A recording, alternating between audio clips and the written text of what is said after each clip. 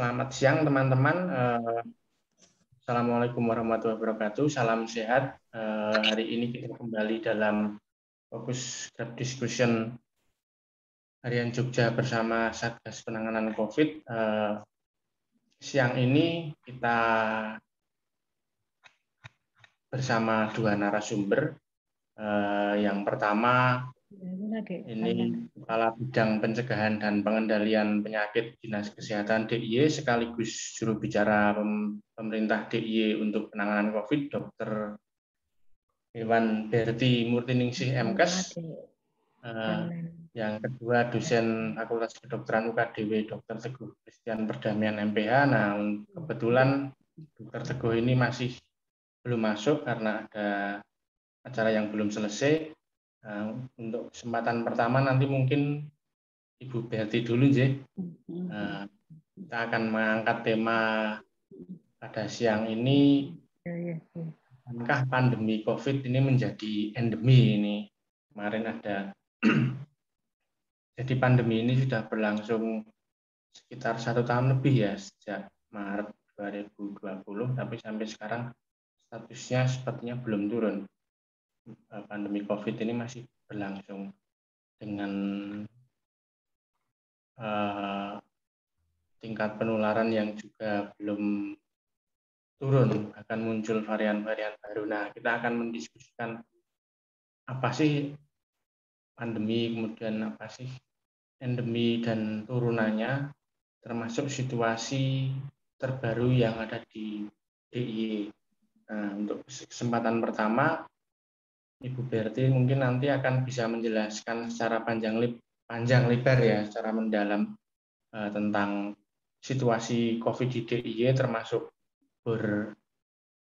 bed occupancy rate-nya, kemudian daerah mana yang harus dapat perhatian apa, karena tingkat penularannya masih tinggi. Kalau nggak salah kemarin di Sleman ada pondok pesantren yang sepertinya muncul penularan baru gitu ya. Kemudian DIY PPKM-nya juga masih level 4 dibandingkan daerah lain. Misalnya di DKI Jakarta yang dulu penularannya tinggi, sekarang PPKM-nya levelnya level 3. Mungkin saya tidak akan berpanjang lebar. Monggo Ibu Berti, kami kasih kesempatan sekitar 15-20 menit untuk menyampaikan pemaparannya tentang situasi terbaru di DIY saat ini, terutama setelah perpanjangan PPKM sampai 30 Agustus, di DIY masih di level 4, maaf. Monggo Ibu Berti. Matur nuwun Mas Budi Cahya. Bismillahirrahmanirrahim. Assalamualaikum warahmatullahi wabarakatuh. Selamat siang dan salam sejahtera bagi kita semua. Waalaikumsalam. Terima kasih Harian Jogja pada siang hari ini kita bisa berdiskusi lagi setelah sekian lama.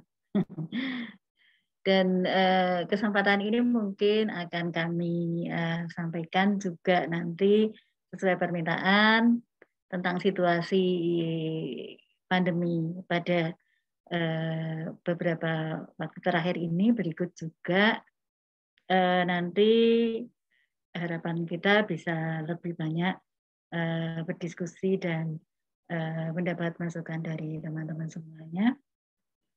Saya izin share screen supaya lebih terfokus untuk saya menyampaikan, karena yang akan saya sampaikan lebih banyak angka-angka ya. Nanti kalau hanya dengan bicara mungkin tidak bisa fokus. Jadi kalau perkembangan penanganan pandemi di DIY ini, setiap sore kami sampaikan perkembangan kasus yang ada di DIY, dan ini adalah dinamika kasus kita. Dinamika kasus kita memang pada beberapa hari terakhir mulai puncaknya pada 27 Juli yang kasusnya sampai hampir menyentuh 3.000, ya, ada 2.700-an. Nah, dengan beriringnya waktu sampai tanggal 25 kemarin sore, itu memang sudah mengalami penurunan. Meskipun penurunan ini juga fluktuatif, ya, fluktuatif, kemudian juga masih ada masih bisa di bawah 1.000. Ini untuk kasus konfirmasi. Lalu berikutnya untuk kasus kesembuhan. Ya, kasus kesembuhan kita ini tingkat kesembuhan sudah menyentuh 86,13. Ya, memang masih di bawah nasional. Mudah-mudahan dengan ke depan akan lebih bisa kita tingkatkan lagi. Akhir-akhir ini memang 3 minggu terakhir memang angka kesembuhan kita cukup tinggi seiring dengan kasusnya juga kemarin tinggi. Dan dari kasus itu memang lebih dari 80% adalah tanpa gejala, sehingga begitu selesai isolasi ya sudah bisa kita sembuhkan ya, karena memang selesai isolasi itu sembuh. Lalu kemudian yang bergejala sedang ini justru malah juga meskipun hanya sedikit tapi juga cepat sembuhnya. Nah, kemudian dari yang kita masih cukup prihatin adalah tingkat kematian. Jadi tingkat kematian kita ini sudah menyentuh angka nasional, di mana angka kematian di DIY ini cukup tinggi, ya, cukup tinggi. Meskipun akhir-akhir ini sudah relatif bisa menurun. Kemudian kita lihat situasi vaksinasi. Jadi vaksinasi di DIY ini, kita tahu ya, untuk penanggulangan pandemi ini ada 3 pilar yang harus kita lakukan. Yang pertama adalah pilar di mana kita harus melaksanakan 3T, ya, tracing, testing, kemudian treatment. Nah, berikutnya adalah pilar 5M atau kalau dulu 3M gitu, ya. Nah, berikutnya yang terakhir adalah pilar vaksinasi karena vaksinnya sudah ada. Nah, saat ini memang di DIY ini cakupan vaksinasi kita sudah cukup lumayan. Pada tahap pertama ini kita memvaksin sumber daya manusia kesehatan. Ini sudah lebih dari 100% dari sasaran awal. Jadi sasaran ini ditentukan oleh pusat, di mana berdasarkan data dari Dukcapil pusat, dan memang pada kenyataannya di lapangan tidak seperti itu. Jadi ada tambahan, ada pengurangan dan sebagainya. Lalu kemudian pada tahap kedua ini pada pelayan publik dan lansia. Pada saat ini pelayan publik sudah sangat tinggi di DIY ini, dan berikutnya adalah lansia. Lansia ini yang memang masih harus kita lakukan lagi, maksudnya kita optimalkan lagi. Karena apa? Kemungkinan lansia-lansia yang belum kita vaksin ini adalah lansia-lansia yang memang, mohon maaf, takut disuntik, ya kan? Kemudian akses untuk mendapatkan pelayanan juga sulit. Tapi tidak menutup kemungkinan juga data sasaran awal. Kita lihat di pelayanan publik dan tenaga kesehatan ini, sasaran awalnya pun berbeda dengan kenyataan yang ada. Siapa tahu juga lansia ini seperti itu. Tetapi kita berusaha untuk menyisir lansia ini agar seoptimal mungkin harus kita vaksin. Kenapa? Karena lansia ini merupakan kelompok resiko yang paling tinggi. Nah, kematian kita, enggak dari angka kematian yang tadi saya sampaikan, adalah lebih dari 70%-nya adalah lansia. Nah, kemudian kelompok rentan, ya kelompok rentan ini ada difabel dan sebagainya ini ya. Kemudian juga remaja. Nah, ini juga sudah kita lakukan dimulai pada bulan Juli kemarin dan saat ini sudah kita optimalkan untuk dilakukan. Nah, arahan dari pimpinan Bapak Gubernur bahwa untuk mendukung pembelajaran tentunya remaja harus diprioritaskan pada saat ini. Nah, saat ini kita sedang melakukan optimalisasi pada remaja di samping juga untuk difabel. Lalu kemudian cakupan secara menyeluruh di DIY ini saat ini untuk dosis pertama ini 51,50%. Dan ini kalau secara nasional kita sudah ranking keempat kalau tidak salah ya.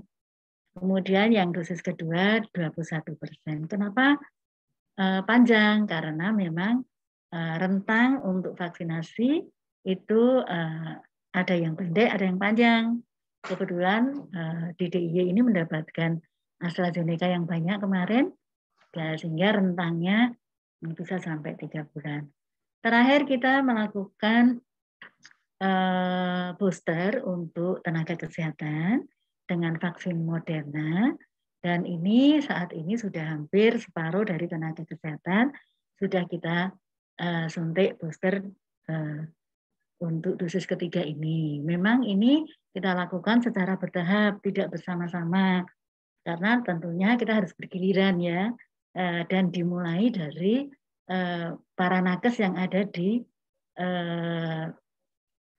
pelayanan, yang melakukan pelayanan langsung pada kasus-kasus terkonfirmasi di rumah sakit maupun di shelter. Lalu kemudian kita lihat ini dari beberapa waktu lalu, dari Juni ya, Juni ini memang grafik dari cakupan vaksinasi kita.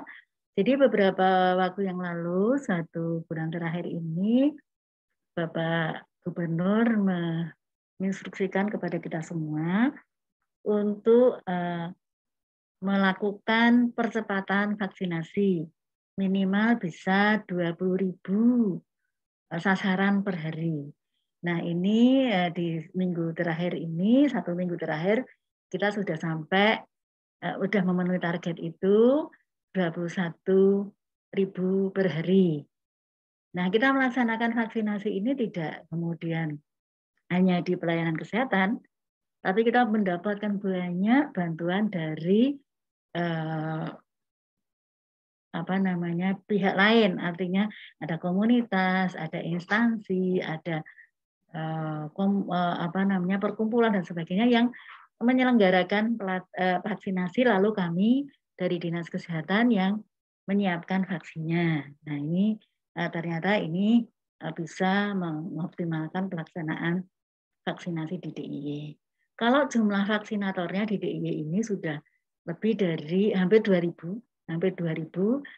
sudah kita siapkan dan semuanya sudah terlatih untuk melakukan vaksinasi. Jadi ini untuk di DIY tidak menjadi masalah untuk vaksinatornya. Ini adalah keterisian bed rumah sakit. Jadi Bapak Ibu, tadi di atas saya sampaikan bahwa kasus kita sudah mulai melandai dan tentunya ini berakibat juga penambahan penggunaan tempat baik itu di ICU maupun di tempat tidur isolasi ini menurun. Jadi untuk di ICU kita bisa melihat bahwa sudah ada di angka 42,28%. Ini menunjukkan bahwa memang kita sudah berada di bawah standar WHO 60%. Nah, beberapa waktu sebelumnya kita mendapatkan banyak kasus ini, memang kita sudah menyentuh sampai ke 90 sekian persen. Jadi ini sudah sangat menurun untuk penggunaan tempat tidur. Lalu ini yang 3 hari terakhir bersama saja.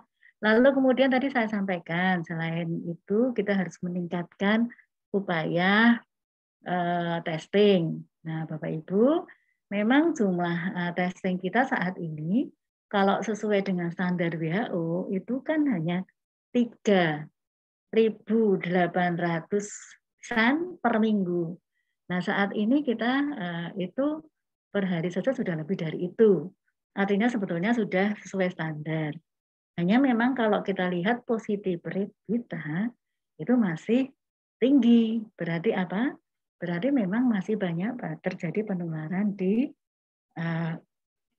masyarakat ya. Dan memang arahan dari pusat memang harus ditingkatkan upaya testingnya. Nah, saat ini memang upaya testing kita ini agak menurun. Karena apa? Kasusnya turun, kita akan mengandalkan testing dari tracing. Jadi, evaluasi dari Kementerian Kesehatan kemarin, di DIY ini komposisi testing dari tracing itu sangat tinggi dibanding daerah lain. Jadi ada komposisi testing dari suspek. Suspek itu adalah orang yang datang ke rumah sakit dengan gejala, kemudian dia dites, maka dia positif atau negatif testingnya. Ada testing yang dari tracing, ada kasus positif, kemudian dicari kontak eratnya, ketemu dites. Ada testing yang dari screening. Komunitas A yang suka jalan-jalan dites semua. Nah, ini screening. Nah, kemudian ada follow up. Nah, komposisi testing dari tracing di DIY ini tertinggi sebetulnya di Indonesia. Terbanyak komposisi di sini. Nah, ini memang harus kita pertahankan. Karena apa? Karena kita ini sebetulnya testing itu kan mencari yang dulunya tersangka menjadi terdakwa, atau menjadi bebas. Nah, kalau kita tidak memeriksa tersangka, ya ketemunya menjadi terdakwa kan tidak mungkin gitu. Kalau dia tidak tersangka kita periksa. Nah, itu jadi kita optimalkan di situ dulu. Nah, kemudian kalau memang harus diupayakan peningkatan, saat ini kita sedang berupaya meningkatkan di suspek. Suspeknya yang kita lebarkan. Artinya orang datang ke rumah sakit, ya, tidak menunjukkan gejala. Misalnya gejalanya COVID itu kan batuk, demam, tidak membau dan sebagainya. Datangnya hanya demam. Bisa dites. Saya datang ke rumah sakit, tapi saya ini pasien TB, rutin. Nah, TB ini kan juga ada batuknya, dites. Jadi kita tingkatkan, selain di tracing, ini di suspeknya. Kalau screening nanti. Kalau ini sudah bisa kita tingkatkan, kemudian kita bisa mengoptimalkan testing, tentu kita akan mendapatkan terdakwa itu banyak. Tapi kalau dengan screening, tentunya yang kita dapatkan juga sedikit. Hanya meningkatkan tesnya saja, kemudian pasti positif rate akan turun. Karena tesnya banyak, positifnya dapat sedikit.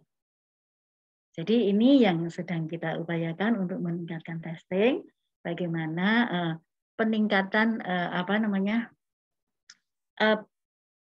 pedoman kita di tracing itu kita kendorkan. Artinya siapapun yang pernah ketemu, siapapun yang pernah ini tidak harus ketemunya 15 menit kan dulu gitu ya. Nah, sekarang enggak, ini sudah kita lebarkan. Nah, tapi memang kasus-kasus kita saat ini itu lebih banyak di keluarga.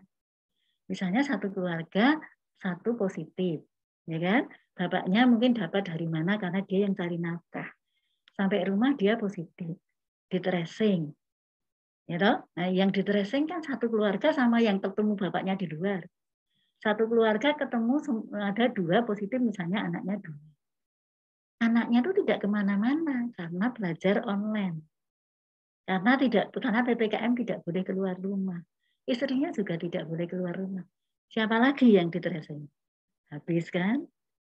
Nah, jadi rasio kontak eratnya juga menjadi menurun. Yang dites juga menjadi menurun. Maka dari itu memang kita upayakan dari sisi yang lain. Lalu terkait dengan kriteria tadi Mas Budi menyampaikan di DIY ini kok masih 4 toh ya. DKI sudah 3 loh ya. Nah, level ini kan ada indikatornya. Ya memang indikator kita seperti ini Bapak Ibu. Kita sudah menurun, tapi memang di batas. Itu kan menurunnya di batas ya. Standarnya 150 ke bawah, level 3 insidennya gitu toh. Nah, kita 152. Ya sudah, kita masih level 3, level 4 masuknya. Kemudian berikutnya ya kan? Jadi transmisi komunitasnya masih pada sudah turun di level 3. Ya kan? Ya enggak apa-apa. Ya, memang harus seperti itu ya. Kita masih level 4 ya harus diterima itu level 4. Berarti memang masih banyak yang harus kita lakukan supaya kasus ini turun.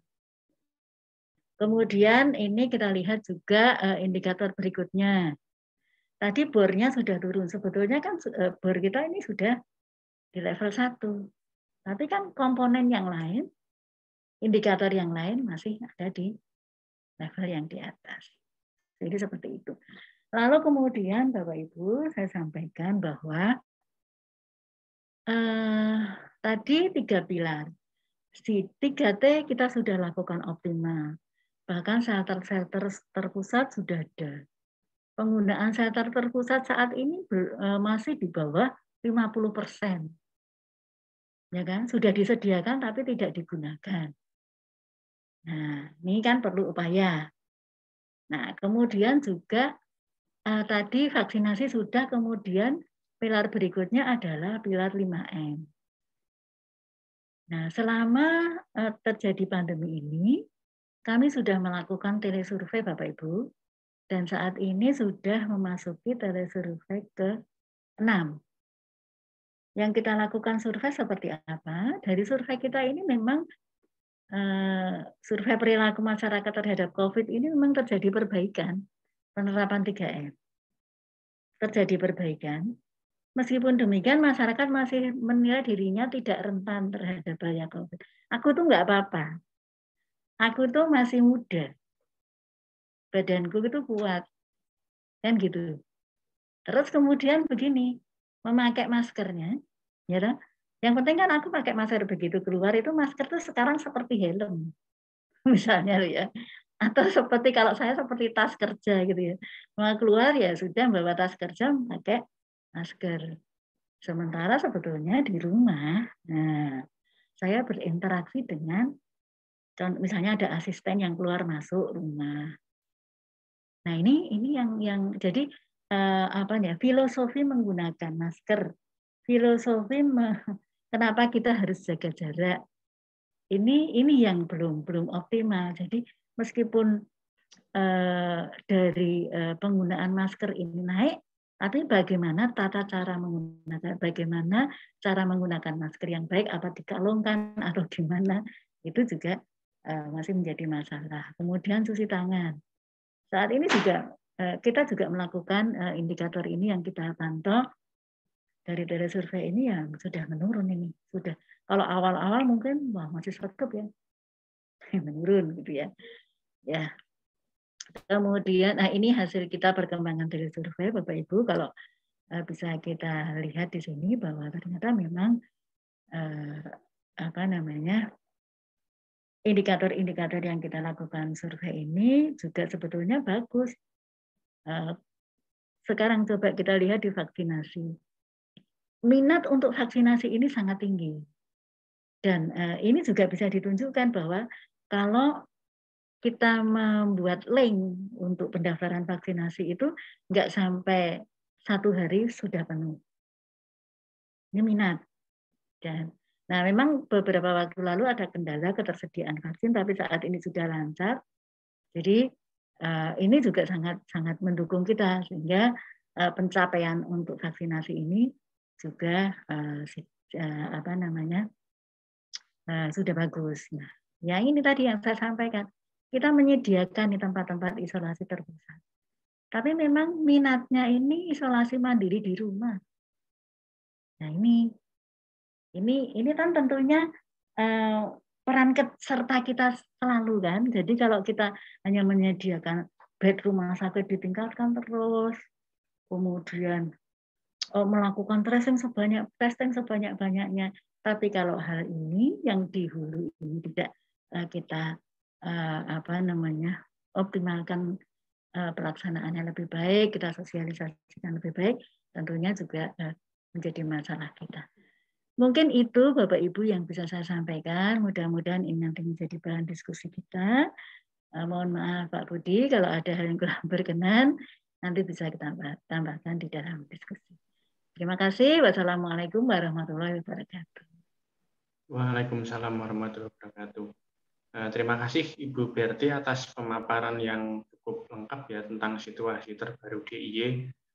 Nanti mungkin kita bisa berdiskusi lebih jauh tentang situasi terkini ya. Terutama tadi ada beberapa data yang menarik ya. Untuk yang materi kedua, saya persilahkan kepada Dr. Teguh. Ini tadi Dr. Teguh sudah masuk, nggih. Mungkin beliau akan banyak menyampaikan secara konseptual apa beda pandemi, epidemi, kemudian endemi, kemudian situasi di Indonesia dibandingkan dengan situasi di negara lain. Monggo Dr. Teguh, saya persilahkan. Ya, terima kasih Pak Budi dan juga Harian Jogja untuk kesempatannya berbagi di FGD ini. Juga selamat siang Bu Berti, bertemu lagi dalam forum ini. Saya yang lalu masih dalam forum di UKDW, sekarang kita di sini bisa bertemu lagi. Semoga nanti apa yang saya bagikan bisa juga didiskusikan lebih lanjut ya oleh Bapak Ibu yang hadir di sini. Jadi di kesempatan ini saya akan sharing dari segi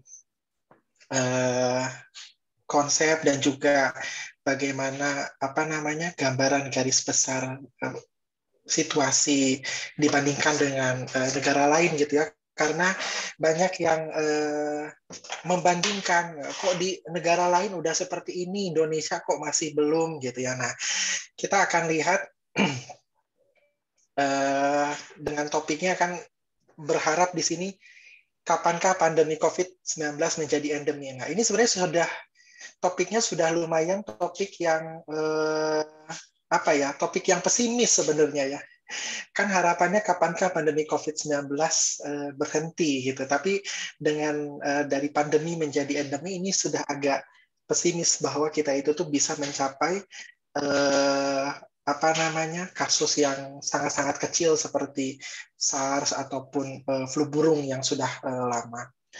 Nah, yang mungkin akan dibahas adalah bagaimana nanti situasi penularan COVID-nya tadi sudah dalam tingkat Jogja ya dibandingkan dengan tingkat nasional, kemudian bagaimana nanti kita lihat di tingkat global, dan juga mungkin sedikit membandingkan dengan negara-negara yang sudah tadi gitu dibandingkan sudah bebas gitu ya, seakan-akan nggak ada COVID-nya gitu ya. Nah kemudian bagaimana nanti proyeksinya COVID ke depan. Jadi dari segi epidemiologi kita bisa membuat suatu prediksi sebenarnya yang bisa membantu dalam membuat keputusan atau perencanaan.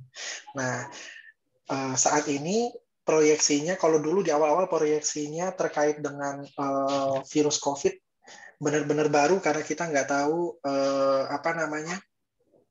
tahu penyakitnya seperti apa gitu ya. Nah sekarang sudah banyak belajar sehingga dan ditambah teknologi-teknologi dan proyeksi-proyeksi ini saat ini didukung dengan bagaimana pengaruh perilaku kesehatan, pengaruh kekebalan atau vaksinasi di dalam kemungkinan meredanya pandemi di kemudian hari.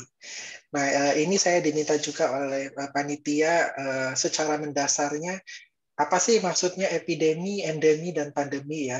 Nah, Bapak Ibu, kalau epidemi sudah biasa kita istilahnya adalah kejadian luar biasa atau wabah.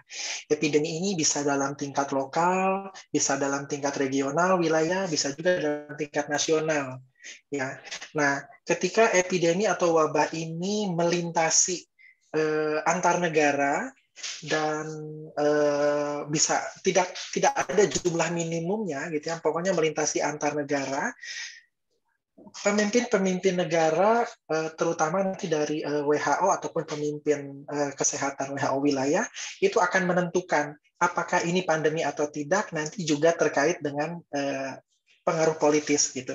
Karena ketika dikatakan pandemi, walaupun misalnya negara yang terkena sudah 3, sudah 4, kalau dikatakan pandemi maka akan ada tindak lanjut yang sangat drastis. Nah, kalau misalnya ternyata masih bisa ditangani untuk oleh masing-masing negara tanpa ada penularan lebih lanjut, biasanya tidak dinyatakan sebagai pandemi. Nah, saat ini COVID jadi dari kalau tidak salah dari Desember kasus-kasus pertama dilaporkan di Wuhan, baru pandemi itu sekitar 2-3 bulan kemudian oleh WHO. Jadi padahal penularannya dari Januari udah di beberapa negara.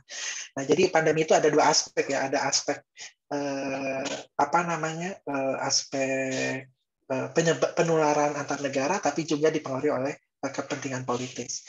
Nah, saat ini yang dipertanyakan adalah apakah akan menjadi endemi. Nah, endemi ini kalau kita lihat di gambar ya, epidemi ini yang tengah ya, jadi semua terfokus misalnya di satu daerah ya, di satu wilayah geografis. Nah, kalau tadi pandemi ada di banyak negara tersebar gitu ya. Nah, sedangkan kalau endemi kasusnya mungkin tidak setinggi pada saat wabah ya, jadi kasusnya jumlahnya lebih rendah. Tetapi di masing-masing daerah atau populasi tertentu itu jumlahnya terus-menerus ada. Ya, contohnya seperti demam berdarah yang saat ini, malaria di pesisir misalnya, itu banyak sekali kasusnya masih tetap ada, gitu ya, terus-menerus. Walaupun mau ada COVID atau tidak, mau ada masalah apapun, kasusnya tetap ada. Nah, jadi ketika kita berpikir kapan misalnya COVID akan menjadi endemi, berarti kita berpikir bahwa COVID itu akan selalu ada dalam jumlah kasus yang stabil gitu ya. Nah, walaupun begitu, endemi bisa sewaktu-waktu menjadi epidemi gitu ya. Endemi ini bisa sewaktu-waktu ketika ada pemicu penularannya bisa menjadi drastis. Apakah misalnya virusnya berubah, apakah kekebalan manusianya tiba-tiba menurun. Nah, jadi sewaktu-waktu bisa berubah menjadi epidemi ataupun pandemi. Nah, sebenarnya yang paling diharapkan, kalaupun tidak hilang sepenuhnya atau yang kita katakan dari eradikasi, yang pasti endemi yang kita harapkan itu adalah bentuknya sporadis gitu ya, seperti influenza yang memang selalu ada, tetapi kasus-kasus membahayakannya hanya di beberapa daerah dan beberapa populasi saja. Nah, ini semoga memberikan gambaran ya kepada Bapak Ibu apa sih sebenarnya yang kita harapkan. Nah, apakah memang benar-benar berharap jadi endemi atau kata lainnya living with COVID gitu ya. Jadi sehari-hari kita pasti akan ada kasusnya. Nah, kalau melihat gambaran kasus ya dari beberapa negara, saya akan coba share. Ini real time-nya. Jadi memang perannya ilmu epidemiologi lebih banyak untuk mengkalkulasikan gitu ya. Ini saya mengambil sebuah kalkulasi yang diambil dari berbagai banyak data data dari masing-masing negara.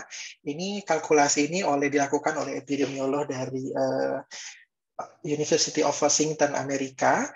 Kita lihat dalam kasus global ya bahwa kematian terus meningkat.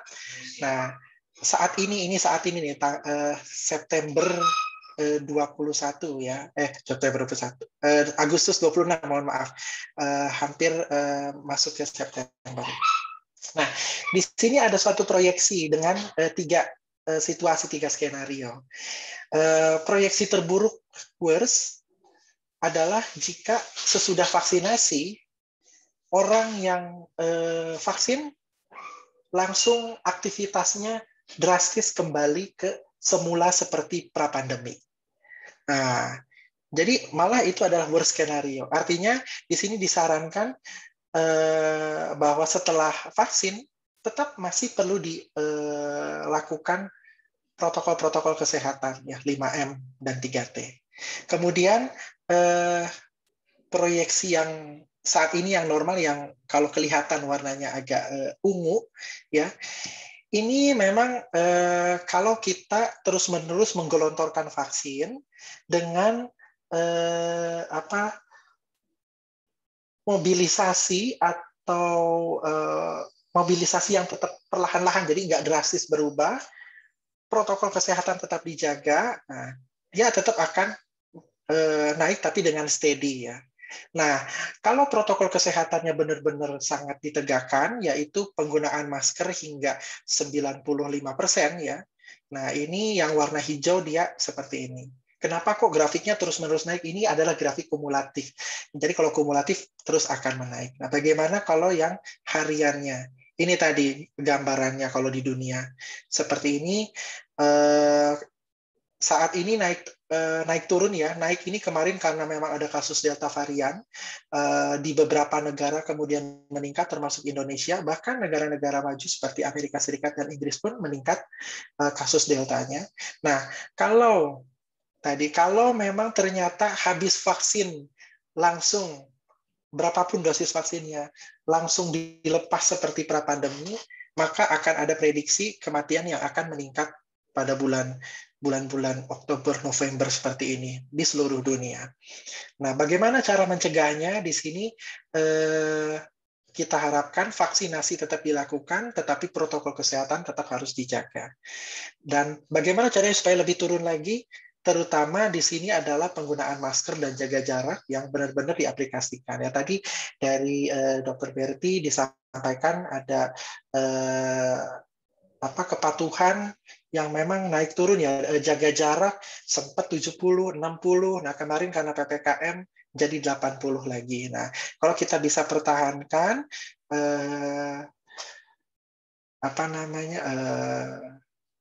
protokol-protokol kesehatan, walaupun vaksin sudah digelontorkan, nah maka kasusnya akan terus menurun. Ya, ini di seluruh dunia kalau dikatakan apakah kekebalan masyarakatnya itu tuh cukup di Indonesia saja untuk menangani masalah Indonesia? Nah, karena sekarang sudah masalah pandemi, apa yang terjadi di negara lain bisa mempengaruhi negara lainnya.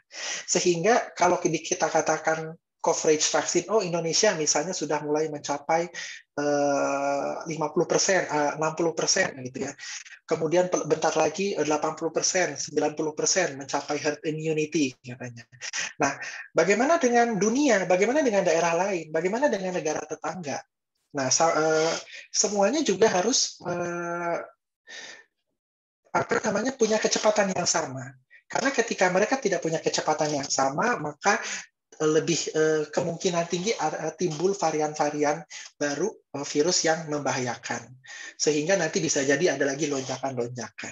Ya, nah kalau ini penggunaan rumah sakit saya rasa tidak terlalu penting, tapi ini contohnya daily infection ya, kasusnya harian kalau kita lihat global sempat naik ya karena Delta, tapi kalau memang tadi kita langsung seperti pra-pandemi, maka drastis akan meningkat. Tapi kalau kita upayakan, yang paling optimal adalah penggunaan masker. Kita mengikuti garis yang hijau. Nah, saat ini kalau secara global penggunaan masker saja sekitar 60-65%. Padahal idealnya mencapai 95%. Makanya proses untuk keberhasilan mengalahkan pandemi ini menjadi semakin challenging gitu, karena satu negara bisa melakukan tapi negara lainnya tidak. Ya, kita bandingkan misalnya kalau Indonesia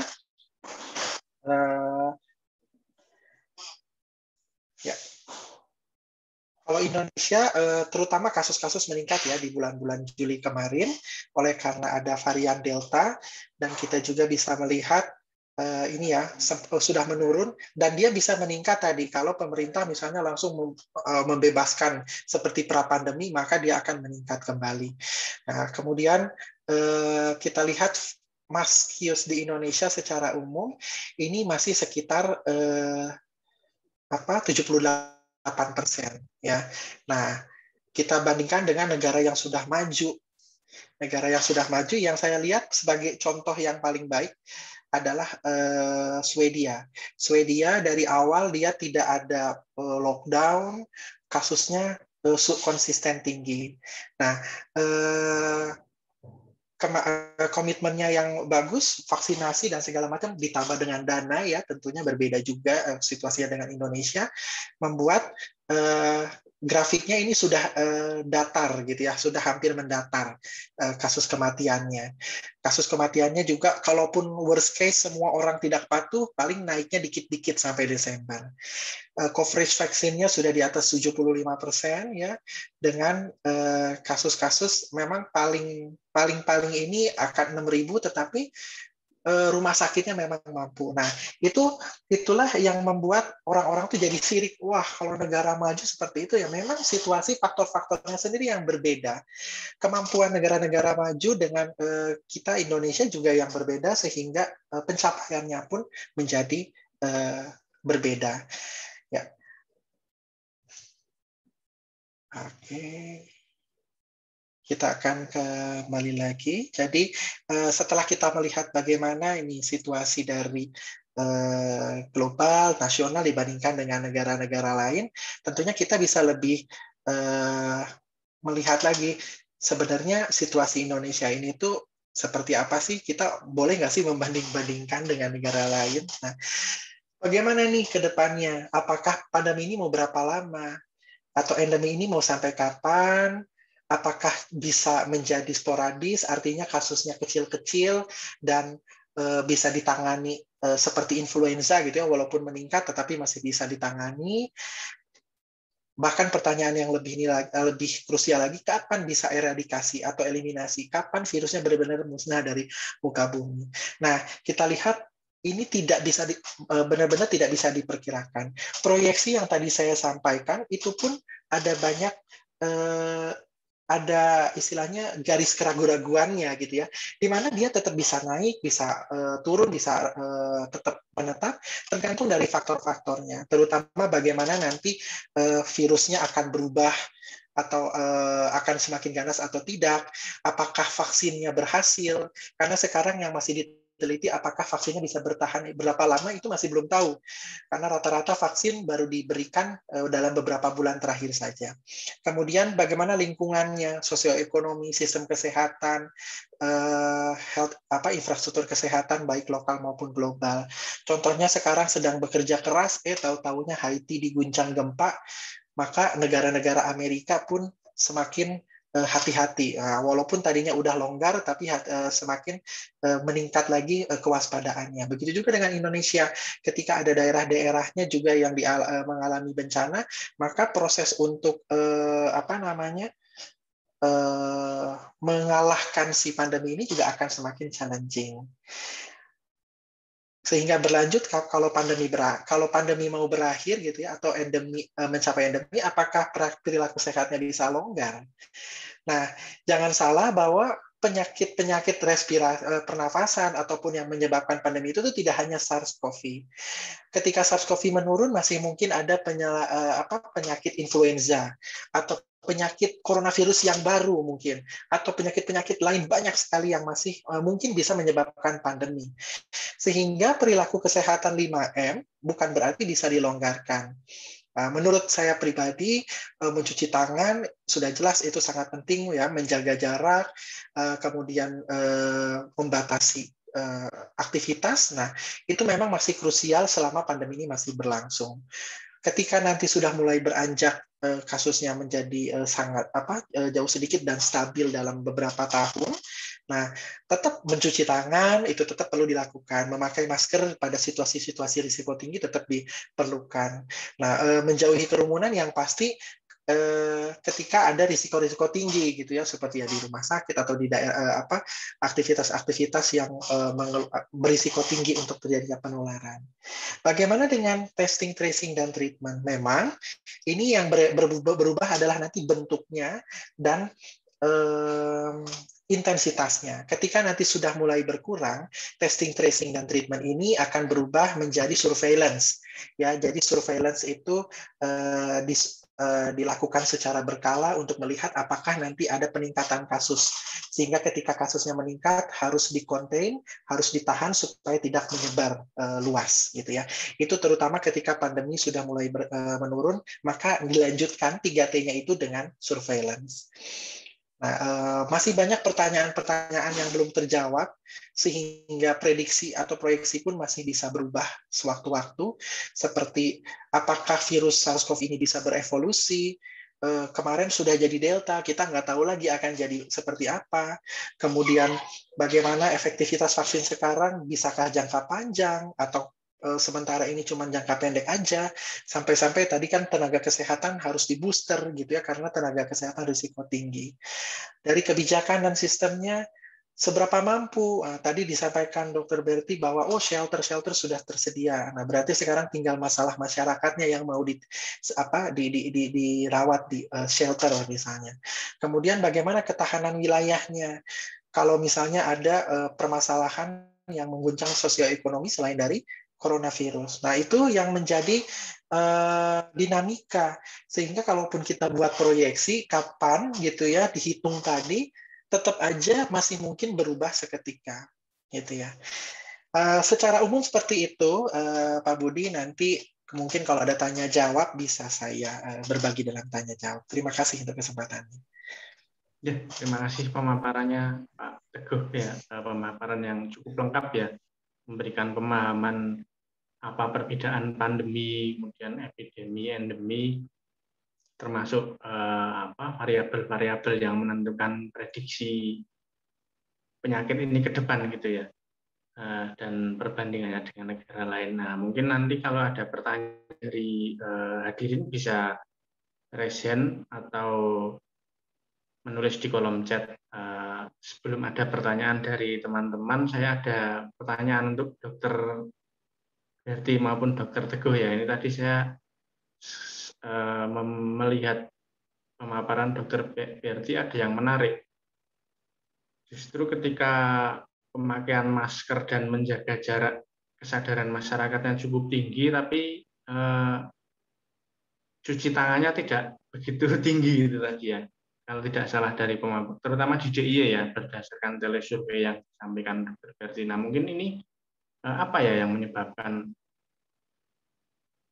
masyarakat menganggap masker ini mungkin bisa seperti pakaian ya, seperti tas, kalau pergi keluar harus memakai masker. Tapi ketika mencuci tangan kesadarannya tidak begitu tinggi ya. Apakah ini karena kebiasaan atau kaitannya pola hidup bersih dan sehat yang belum terbiasa dilakukan masyarakat? Mungkin pertanyaan dari saya itu ya, bisa dijawab Dr. Berti dahulu mungkin ya, sebelum ke Dr. Teguh. Dan nanti mungkin ada beberapa pertanyaan dari hadirin. Monggo, Ibu Berti.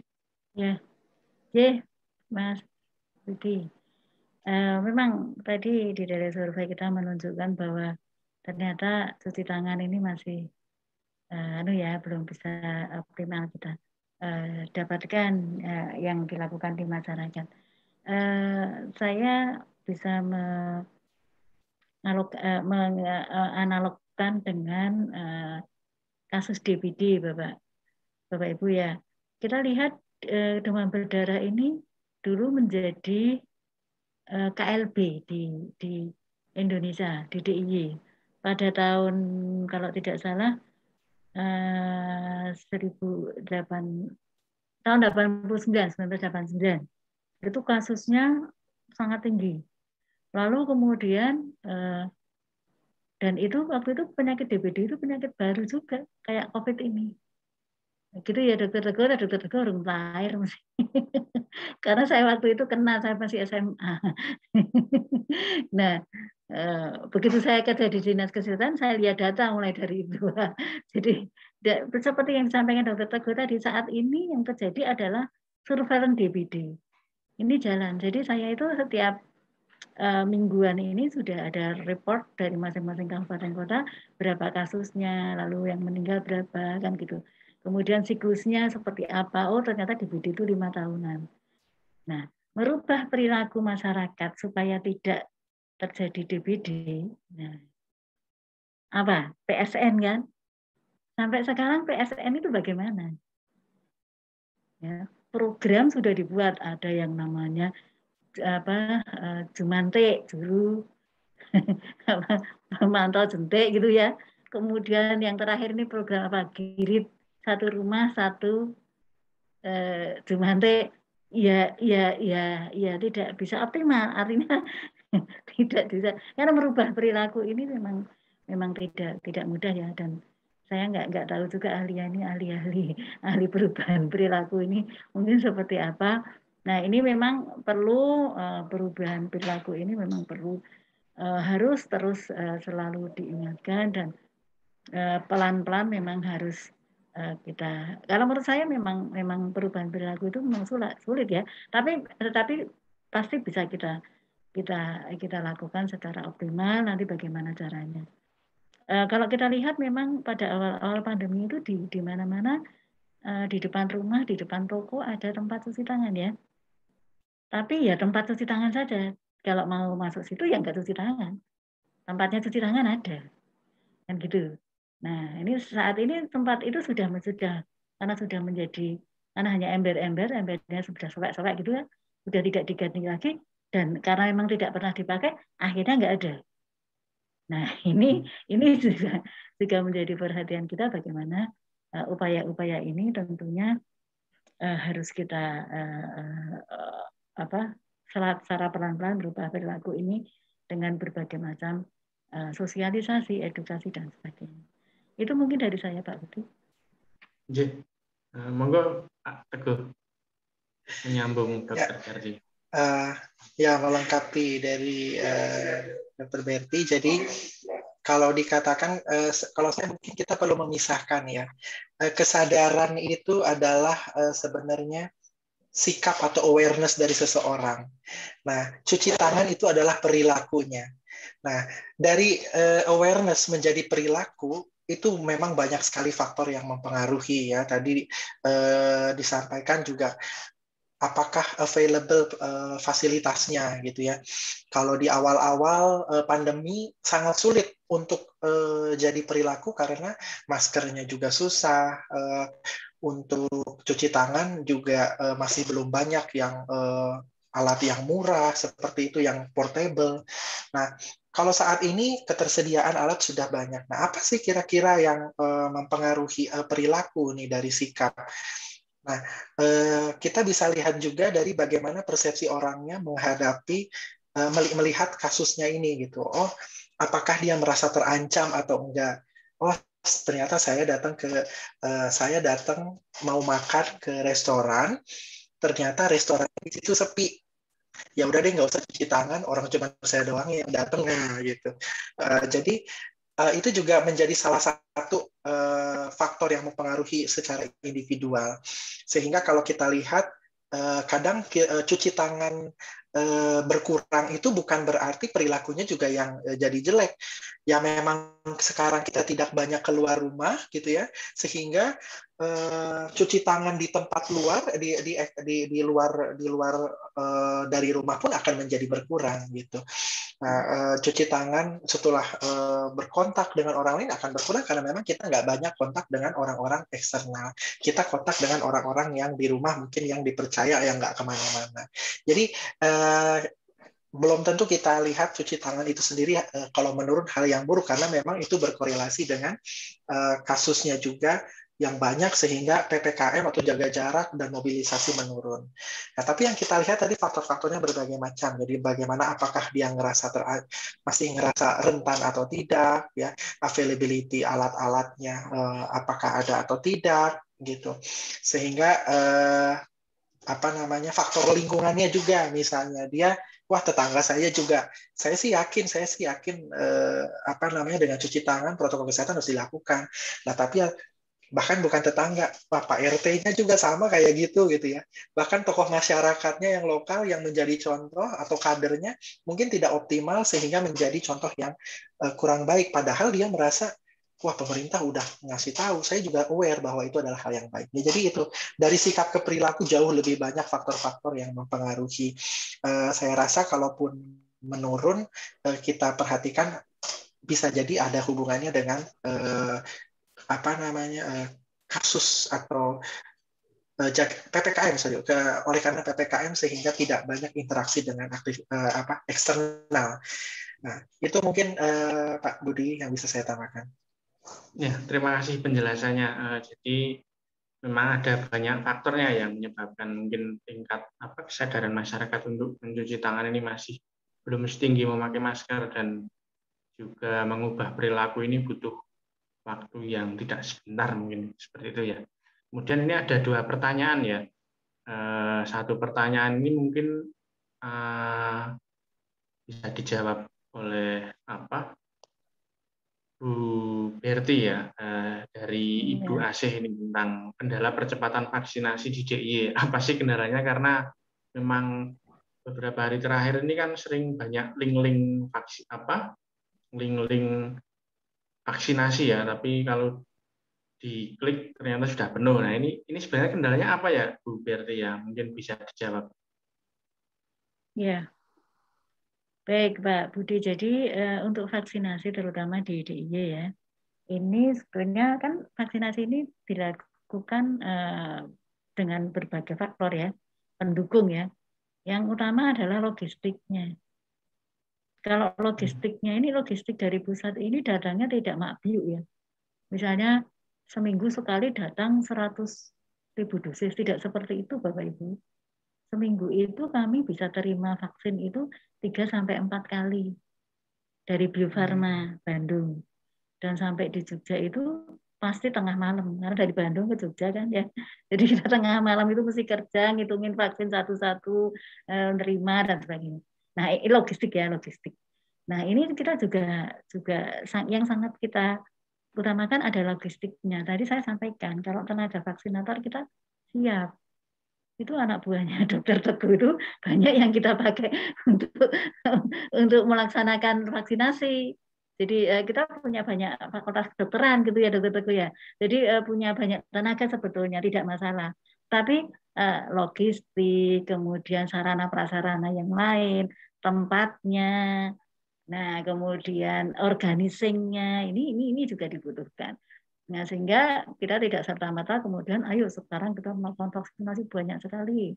Lalu sekali kalau kita lihat tadi saya sampaikan 1 minggu terakhir ini 21.000 per hari. Ya kan? 21.000 per hari.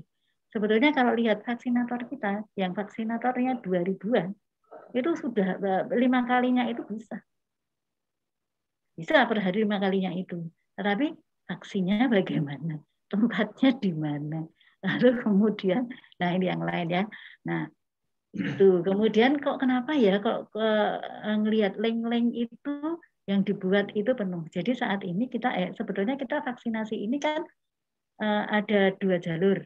Yang pertama jalur reguler, artinya jalur yang dilakukan oleh teman-teman Dinas Kesehatan Kabupaten Kota bersama jajarannya. Puskesmas, rumah sakit, klinik, ya kan? Jadi ada vaksin datang ke kami Dinas Provinsi, gudangnya provinsi. Tadi siang datang, tadi malam ada datang, siang ini sudah kami distribusi kabupaten kota. Lalu kabupaten kota kemudian mendistribusi ke masing-masing vaskes. Ini reguler. Vaskes itu rumah sakit, klinik saya sampaikan tadi. Nah, per hari dijadwal sehari 200-an misalnya. Ya, itu. Mereka kan bikin link. Kemudian juga tadi saya sampaikan komunitas ya. Misalnya biro ini atau apa atau travel apa gitu ya, mengadakan ini kemudian ini mengadakan vaksinasi secara massal 1.000 orang, buka link pendaftaran. Nah, yang terjadi di akhir-akhir ini Bapak Ibu, linknya penuh. Tapi begitu pelaksanaan yang tadinya 1.000, yang datang hanya 700. Artinya dia itu daftar di link mana-mana tapi nggak datang. Nah, maka kami menyarankan kalau ada yang tanya, kan sering tanya ke kita ya, Saya mau vaksinasi ini mana yang buka, ini ada link. Kita share di Instagramnya Dinkes itu. Datang saja langsung. Ada beberapa yang mengundur jadwal, harusnya tutup jam 1, kemudian diundur. Saya sampaikan tolong diundur kalau bisa, kalau nakesnya masih mampu diundur, lalu kita akan mengumumkan go show. Supaya targetnya itu tercapai.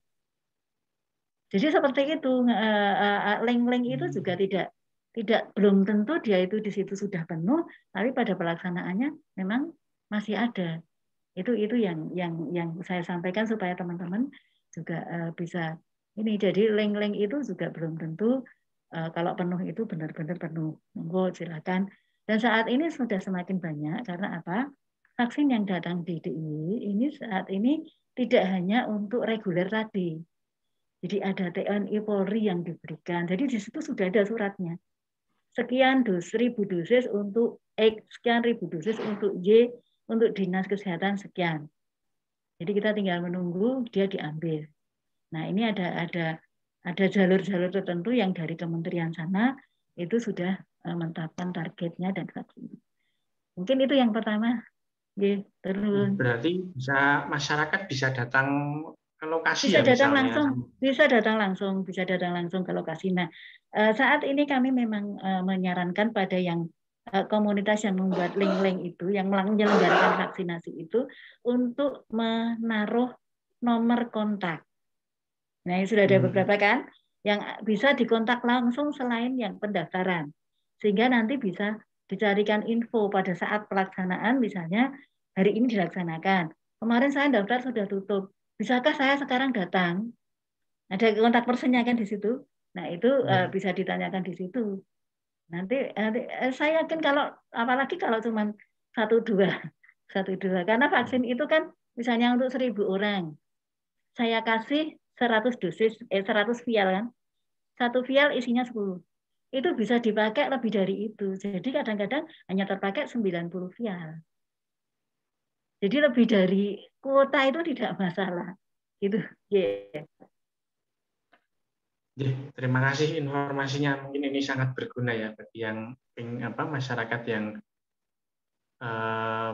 berminat yang harus vaksinasi gitu ya. Nah, kemudian ini ada satu pertanyaan, ini mungkin karena keterbatasan waktu. Satu pertanyaan dari Anggit ya, ini untuk Dr. Teguh dan Dr. Berti. Mungkin nanti sekaligus Dr. Teguh dan Dr. Berti menyampaikan semacam semacam pesan karena ini sangat cocok ya dengan untuk menutup diskusi kita kali ini.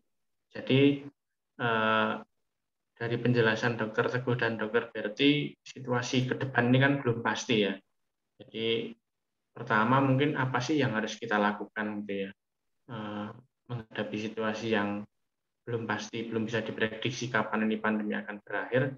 Kemudian apa tindakan dari pemerintah daerah dalam hal ini ya, apakah harus menunggu dari pusat atau bisa mengambil tindakan sendiri ketika terjadi katakanlah ledakan kasus seperti itu. Mungkin untuk kesempatan pertama untuk menjawab pertanyaan terakhir ini sekaligus menyampaikan semacam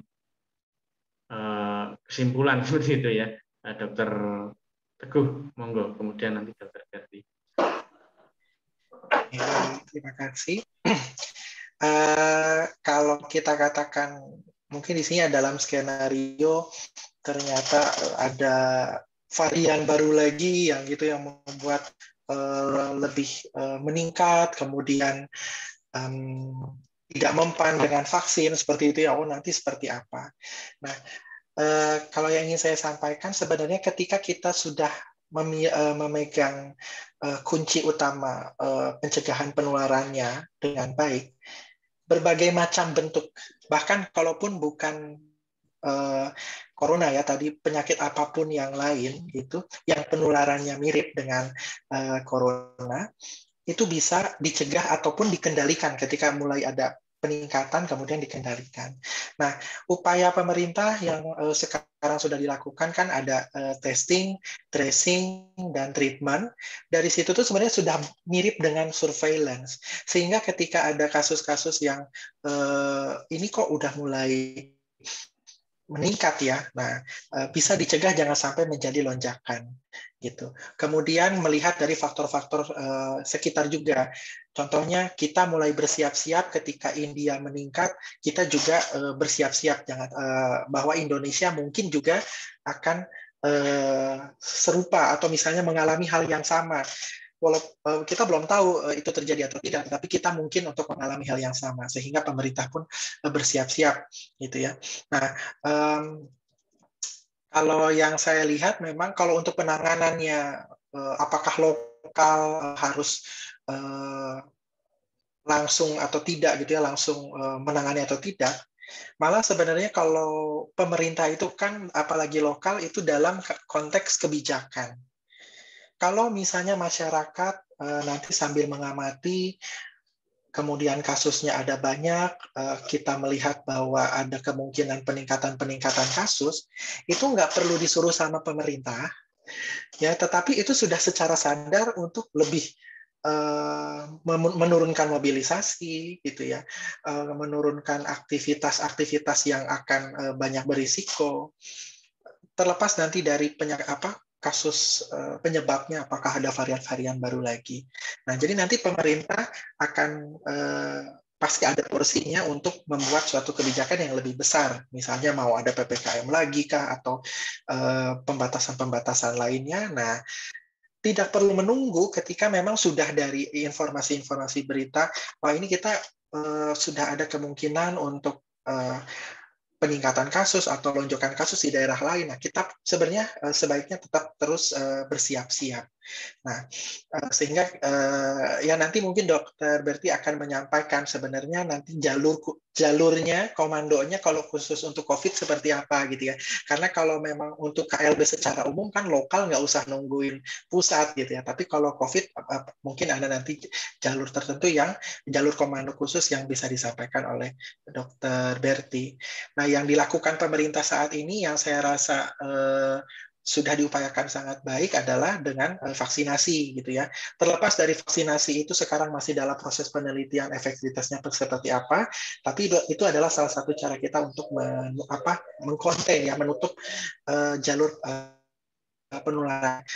Kita tetap harapkan vaksinasi sampai 80% dan merata. Yang paling baik adalah merata. Jadi bukan di satu daerah 80%, di daerah lainnya 40% atau 50%. Dan itu pasti membutuhkan melihat tadi challenge-nya dari logistik, dari ketersediaan, itu akan jadi akan membutuhkan waktu yang lebih lama, gitu ya. Saya yakin dari pemerintah juga sudah menghitung sebenarnya berapa dengan makanya dengan ditargetkan setidaknya 20.000 sehari karena melihat dari availability dari vaksin. Nah, yang pasti juga kalau memang upaya kita untuk mendukung untuk mencegah juga supaya tidak terjadi lonjakan-lonjakan, ya jangan berikan kesempatan virus-virus itu bermutasi. Gimana caranya? Jangan beri kesempatan untuk kita terinfeksi. Ketika kita terinfeksi, maka ada kesempatan untuk virus-virus itu bermutasi. Ya, tetap protokol kesehatan. Sejauh ini masih belum ada tambahan M-nya, jadi ya setidaknya yang 5M sudah cukup. Nah, itu mungkin dari saya, dan sebagai penutup, saya hanya mengingatkan yang pertama, status pandemi ini memang belum bisa ditentukan kapan berakhirnya itu seperti apa. Akan tetapi ada proyeksi-proyeksi yang membuat kita jadi tahu, oke, supaya kita bisa proyeksinya menjadi lebih baik, apa yang harus kita lakukan. Salah satunya adalah menggelontorkan vaksinasi, jangan terlalu dini untuk mobilisasinya dilonggarkan dengan bebas seperti pra-pandemi, khususnya untuk Indonesia, ya. Kemudian bagaimana tadi vaksinasi, kemudian protokol kesehatan juga tetap dijaga. Nah, malah berharapnya kita kasusnya tidak lebih kecil dari endemi, gitu ya, tetapi memang jadi kasus-kasus yang sporadis. Itulah yang sebenarnya kita harapkan.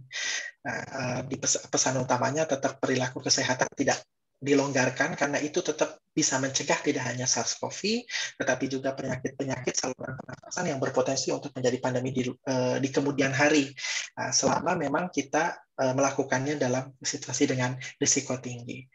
Itu dari saya, Pak Budi. Terima kasih. Monggo Ibu Berti. Pak Budi. Jadi kalau kami ya dari Dinas Kesehatan, kita ini sebetulnya melakukan penanggulangan pandemi ini, Satgas ini, sebetulnya ada panduannya. Jadi selama ini kasus COVID ini ya tetap pakai menggunakan panduan itu. Kita ikuti panduan yang ada itu. Mau kasus turun, mau kasus naik, mau ini panduan ini sudah ada. Jadi itu yang harus kita lakukan. Kalau ada ledakan kasus ya segera kita lakukan masing-masing bergerak sesuai dengan tupoksinya masing-masing. Jadi itu kemudian ke depan memang kalau memang sudah berubah status ya dari pandemi menjadi epidemi ya seperti penyakit yang lain tadi, kita tetap melakukan surveillance. Jadi seperti DBD, seperti malaria, seperti HIV/AIDS itu kita juga ada tools untuk surveillance-nya seperti apa. Surveillance itu kan mengumpulkan data, kemudian menganalisis data, lalu kemudian menginterpretasikan data. Oh ini naik, oh ini setiap bulan Mei terjadi peningkatan kasus DBD karena menjelang pada Mei ini curah hujannya tinggi. Nah berarti kita akan lakukan sesuatu sebelum Mei. Jadi nanti akan menjadi seperti itu. Maka kalau kita sudah tahu polanya, oh di dalam endemi itu nanti polanya seperti ini, kalau bulan-bulan seperti ini terjadi peningkatan kasus, saudara kemarin di COVID ini, kalau pas libur panjang kasusnya naik, nah sebelum libur panjang apa yang dilakukan? Nah ini fungsi surveillance kita itu nanti akan seperti itu, sehingga tidak terjadi ledakan-ledakan kasus. Kemudian kalau dari saya untuk menutup acara ini tetap satu-satunya yang harus kita lakukan saat ini ya tetap taat pada protokol kesehatan itu ya. Dan saya yakin kalau vaksinasi ini teman-teman masyarakat di DIY ini sudah antusias dan itu tinggal PR kita untuk menggerakkan, untuk menyelenggarakan, untuk mengoptimalkan kerjasama dengan berbagai pihak dan untuk melobi-lobi pusat untuk memberikan logistik vaksin yang banyak dan ini ternyata sudah berhasil kita upayakan ini dan saat ini mudah-mudahan segera vaksinasi bisa diselesaikan seperti arahan Bapak Gubernur. Harapan kita nanti bulan Oktober semua target sudah bisa tervaksinasi. Nah, selanjutnya tetap meskipun sudah divaksin, protokol kesehatan tetap harus dioptimalkan kita lakukan. Mungkin itu saja dari saya. Terima kasih. Wassalamualaikum warahmatullahi wabarakatuh. Mohon maaf kalau ada yang kurang berkenan. Waalaikumsalam warahmatullahi wabarakatuh. Terima kasih banyak atas waktunya. Terima kasih banyak atas pemaparannya untuk Dr. Berti dan Dr. Teguh. Jadi yang bisa saya simpulkan singkat saja ya tadi Dr. Berti dan Dr. Teguh sudah memaparkan situasi terkini, kemudian strategi dari pemerintah. Nah, kita masyarakat yang harus kita lakukan di tengah ketidakpastian ini adalah menerapkan protokol kesehatan secara ketat, disiplin, menerapkan 5M seperti itu. Demikian, terima kasih banyak sekali lagi atas waktu dan pemaparannya untuk Dr. Berti dan Dr. Teguh. Semoga kita senantiasa diberi kesehatan. Amin. Nah, kemudian nanti hasil diskusi kita siang ini akan dimuat di koran Harian Jogja dan website harianjogja.com. Nah, terima kasih banyak sekali lagi. Assalamualaikum warahmatullahi wabarakatuh. Diskusi kita kali ini saya tutup. Terima kasih. Terima kasih.